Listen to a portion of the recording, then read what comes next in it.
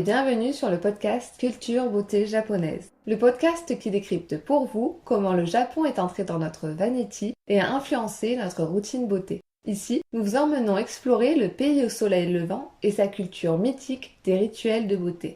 Ensemble, partons à la découverte des secrets cachés des Japonaises.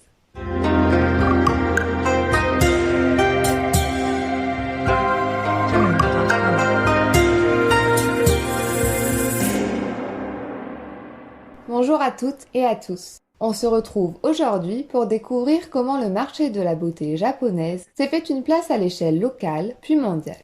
Pays iconique de l'industrie cosmétique, le Japon possède une forte empreinte culturelle qui façonne les habitudes de vie et de consommation de ses habitants.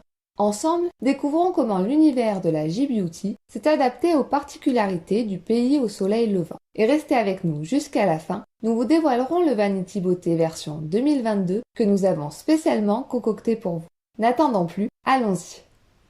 Le marché de la beauté japonaise est classé au 2e rang mondial et les importations de produits cosmétiques ont doublé ces 15 dernières années.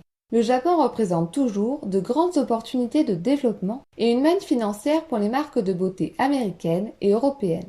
Néanmoins, pour s'implanter ou se développer sur le sol nippon, il faut savoir s'adapter et adopter une stratégie plutôt locale que globale. C'est ainsi que, influencés par le culte de la blancheur Byaku, les laboratoires ont dû lancer des lignes éclaircissantes pour le marché nippon et asiatique. Bien que les mastodontes occidentaux de la beauté aient tenté de faire accepter des fragrances capiteuses ou des crèmes nutritives plutôt riches, ces produits jugés trop forts pour les parfums et trop riches ou collantes pour les soins n'ont pas remporté le succès escompté auprès de la clientèle nippone. En effet, les Japonaises avaient pour habitude de parfumer leur kimono à l'encens et le climat chaud et humide rend leur peau moite. Elles préfèrent naturellement des textures légères ou gel pour leurs soins. Quant aux parfums, utilisés comme des produits dérivés de marques de mode ou destinés à être offerts, ils sont de petites contenances aux senteurs légères, fleuries ou fruitées. Fort de ce constat, et influencés par leurs filiales locales, les marques ont dû revisiter certains de leurs produits afin de les adapter au goût du marché local. C'est ainsi que vers la fin des années 90, on a pu assister à une déferlante de petits produits roses et mignons, influencés par la vague kawaii des années 80. Les contenances de parfums 100 ml ont cédé de la place à des bouteilles de plus petites contenances de 30 ml.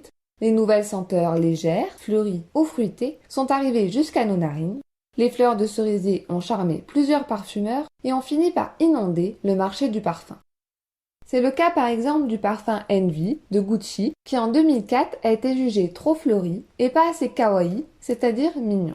Il a alors dû être repensé pour devenir par la suite Envy Me. Cette nouvelle senteur, aux accords fleuris et fruités et au design un peu plus girly, avec une multitude de GG apposés sur le flacon, sera également proposée dans une petite contenance de 30 ml. Cette seconde version a évidemment remporté un vif succès au Japon, en Asie, puis en Europe. De plus, les crèmes aux textures fluides ou encore les gels hydratants ont vite remplacé les crèmes épaisses, nourrissantes sur les étalages nippons. Nous ne sommes d'ailleurs pas restés insensibles à tous ces jolis petits produits roses et mignons et avons vite adopté le kawaii trend. Maintenant, découvrons ensemble la surprise du jour. Voici en exclusivité la version 2022 de notre Vanity. En 2022, notre Vanity se compose d'un nettoyant chauffant qui aide à ouvrir les pores de la peau pour un nettoyage en profondeur et en douceur. D'un soin foodies ou aux probiotiques à base d'ingrédients cosmétiques pour une routine beauté saine afin de préserver et de maintenir une peau en pleine forme.